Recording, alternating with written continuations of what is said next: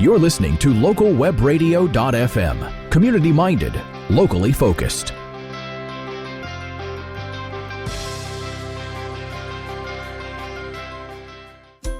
Welcome to the Healthy Smiles Oral Health Show with Dr. Norm Ickert. Brought to you by Ickert Dental Implant Center, where they are committed to providing you with the very best in modern and advanced dentistry. Now, here's your host. Hello, Nick Jaworski here, and I am your host today, and I am here again with Dr. Norm Ickert, Director of Ickert Dental Implant Center, and today we'll be talking about patients who have missing teeth, including reasons why the teeth are lost or missing, the treatment options available, and the basic principles that apply to tooth loss. So before Dr. Ickert joins us, just a reminder that if you have any questions or require assistance, you can call Dr. Ickert's office at 604-881-1381. That's 604-881-1381. And Dr. Ickert, it is great to be talking with you again today. Thank you, Nick. I'm looking forward to it. Okay, so we've spent the previous podcast talking about the initial exam and what the patient should expect. And you've mentioned before that there are several reasons for a tooth to be lost or whatever. Can you please sort of just elaborate on the reasons why we might end up with a missing tooth? Sure. It's actually surprising when you start to look into it how many different reasons there are for a tooth to be lost. All right. For example, it could be, number one, extensive decay. I think that's the first thing that comes to people's mind. If a tooth is just too far gone with a cavity, the dentist might recommend to remove it because it just can't be salvaged. Or a tooth could be too highly restored. In other words, it has the root canal, it has a post, it has a large filling on it, and you bite on it and the tooth cracks, and now it just can't be restored just because there's nothing left. It's just a shell. Yeah. Or a tooth could be lost, as we mentioned in previous podcasts, just from a predisposition to gum disease, which is no fault of the patient, has nothing to do with brushing and flossing. It's an actual autoimmune disease that basically melts the bone around the root, and the tooth becomes loose and eventually is lost. Or a tooth could be removed because of, let's say, it's in a non-ideal position. For example, many wisdom teeth don't have quite enough room to be properly located in the mouth, and so they are removed for that reason. Or a tooth could be removed because of trauma. We know that can happen through accidents, through sporting events. Or a tooth could be removed because of infection. An infection can be the result of a fracture in a tooth. It could be of a failing root canal. It could be from gum disease. It could be from an infection around an implant that can spread. There are many different reasons for infections in the mouth. Or an interesting one is a baby tooth oftentimes can be what we call ankylosed, which means it actually fuses to the bone and it doesn't come out on its own, and therefore it has to be almost cut out. Ugh. That can also happen to an adult tooth after trauma. Sometimes teeth have to be removed for prosthetic reasons. Sometimes a tooth gets in the way of making an ideal restoration, so the dentist may recommend to remove the tooth that's in the way so that the final outcome can be more aesthetic and more functional.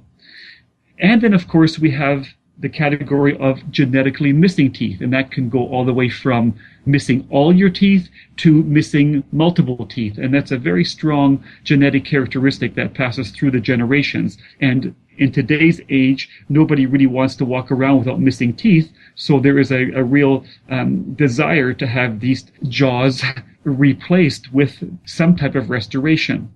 So you can see that that's just off the top of my head right now. We've come up with 9 different reasons why a tooth could be lost in the mouth. And now we have to decide, how does this particular reason for the tooth loss impact the actual treatment?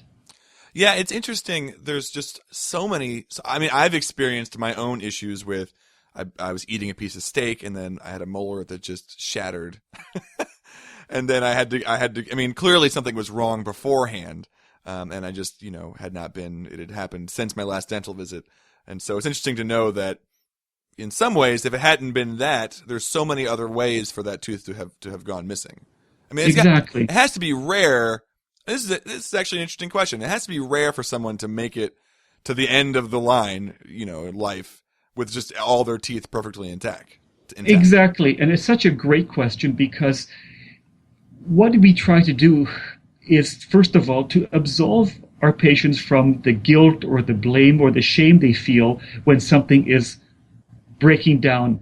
Because oftentimes it's a lot more than just a couple of bristles and a piece of string, if you know what I mean. Right. A brush and a piece of floss that saves us. Because we know there's patients who don't really pay great attention to their oral hygiene and never have a problem, and others are meticulous and have nothing but problems. So there is such a strong genetic and environmental component to our overall health. It's no different than cholesterol. I mean, how do some people get away with eating and living a life that is maybe not as ideal as we would think in terms of, intake of fat and lack of exercise, and you have no issues with their cholesterol, and others are extremely fit and end up with a triple or quadruple bypass heart surgery. So we know there's a strong genetic component to this. And so it is actually a miracle in a sense that you have patients who make it through all their lives with their teeth intact. Now, okay, so we have these 9 reasons that you just sort of thought of. And so how does whichever one of those reasons, let's say it's from decay, let's say it's a genetic thing, let's say, whichever one, how does the reason affect the treatment?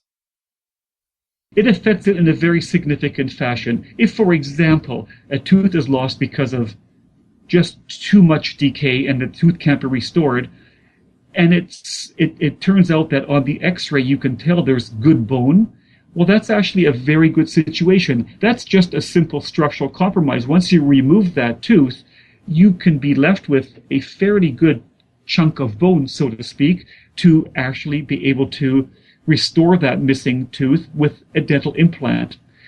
However, if the tooth was lost because of gum disease, then it's possible that even the implant is at risk because the bacteria that was responsible for the tooth loss is still lingering around and could potentially impact the implant that's been placed. So the same implant placed in the same site, so to speak, in 2 different patients can have completely different expected outcomes simply based on the diagnosis of how the tooth was lost in the first place. Okay, well, I can see that we are up against a break, but we'll be right back with Dr. Norm Ickert from the Ickert Dental Implant Center.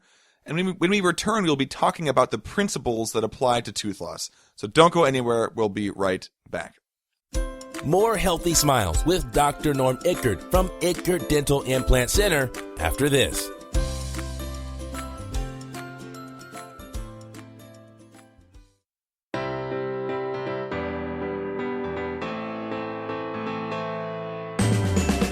Take control of your financial future with sound investing with Byron Stryloff, Senior Investment Advisor and Chartered Financial Planner with over 30 years of experience on the Home Channel on localwebradio.fm. To schedule a face-to-face conversation, you can reach Byron at 604-535-3700. That's 604-535-3700. And online at www.byronstryloff.com.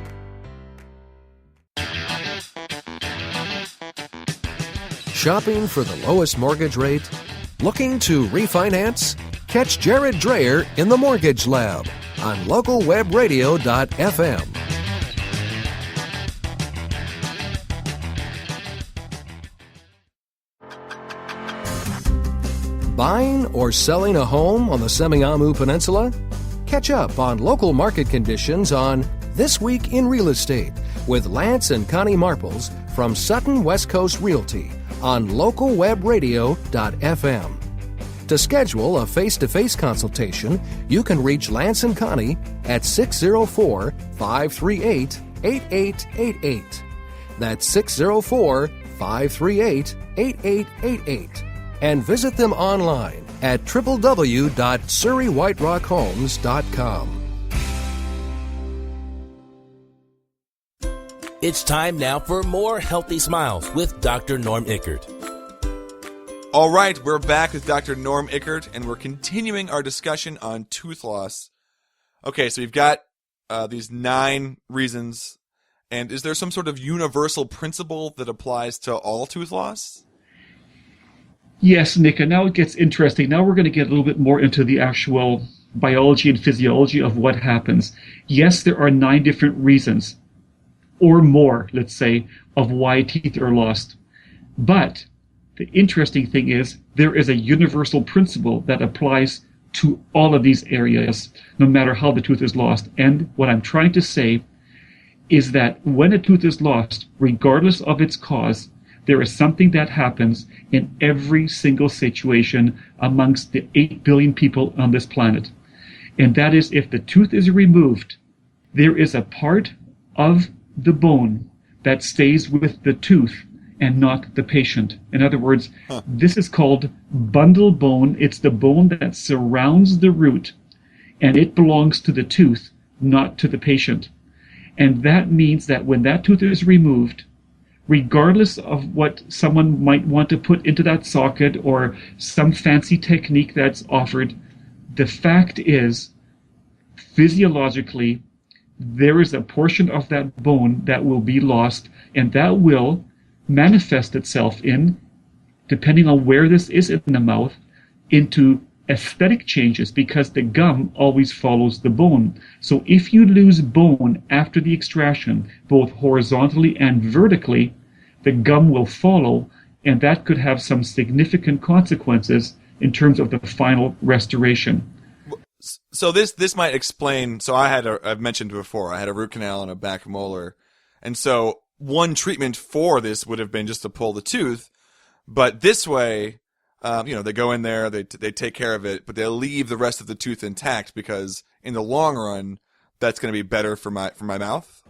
Absolutely. If there is a way of keeping your natural tooth in the mouth with a good long-term prognosis, that is by far the best way, because now you are not subject to losing that bone and gum tissue around that site. And also, that area, if you lost the tooth and just walked around without it, will have no stimulation from chewing, because now there's no direct contact of the tooth to the root to the bone. And so the body recognizes, well, I guess there's no need for any type of bone remodeling in this area. And so the bone actually starts to shrink, because your bone's an alive organ. It continually adapts to the stresses that we put on it, and it's just no different than working out.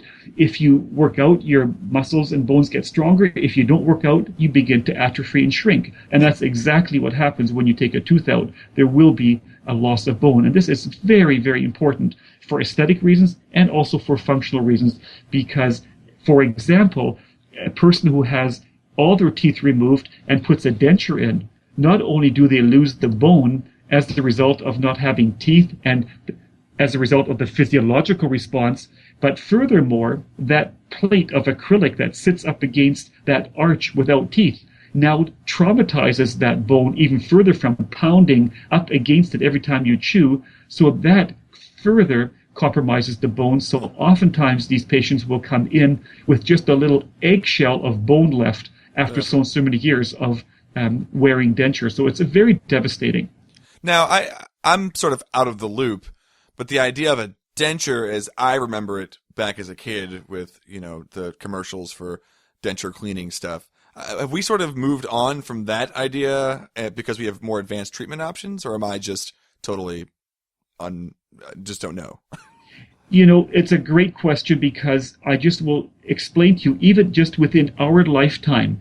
For example, you might know people in your parents' generation, or at least their parents' generation, where it was common to have teeth removed and have dentures placed. Yes. Then come along your parents, or maybe you in your generation, where modern dentistry, so to speak, said, hey, let's not just take all these teeth out, we can restore teeth. So we know how to do fillings, we know how to do root canals, we know how to do gum disease treatment, and we are able to save the teeth. So that we went into this age of trying to save everything, and it was almost a sin to get rid of a tooth because we could save it. Well, it's interesting that at this stage of this evolution, we're now realizing, especially in my generation, being sort of a baby boomer, we've got all these people with their own teeth for the most part that have been highly restored, but now they get to their 50s, 60s, and 70s, and these highly restored